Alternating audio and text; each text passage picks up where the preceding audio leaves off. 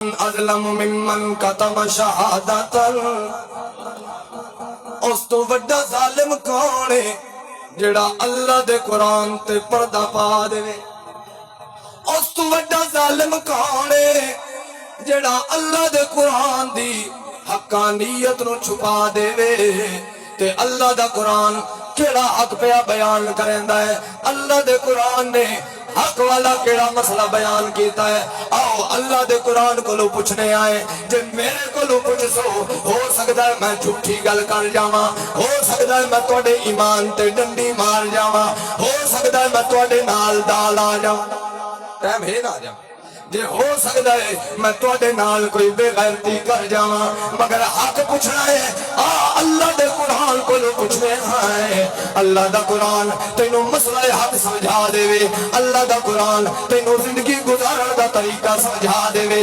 اللہ دا قرآن تینوں کھاون دا طریقہ بھی سکھا دیندا ہے. جویں اللہ دا قرآن فرماندا ہے کلو مما فی الارض حلالا طیبا.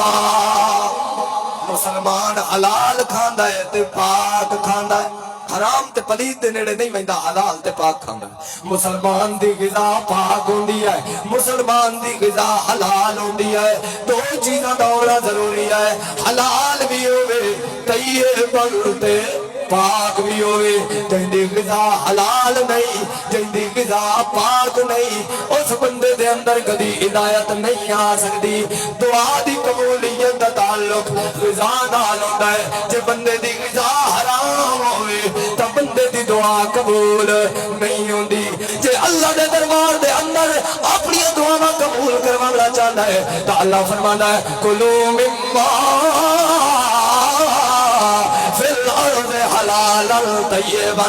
حلال بھی کھا تے پاک بھی کھا, حرام دے نیڑے نہ پیا جاوے, تیجیاں دے نیڑے نہ پیا جاوے, غیر اللہ دیاں نیازاں دے نیڑے نہ پیا جاوے. کیونکہ اللہ فرماتا ہے حرم علیکم المیتہ والدم ولحم الخنزیر وما اہل لغیر اللہ.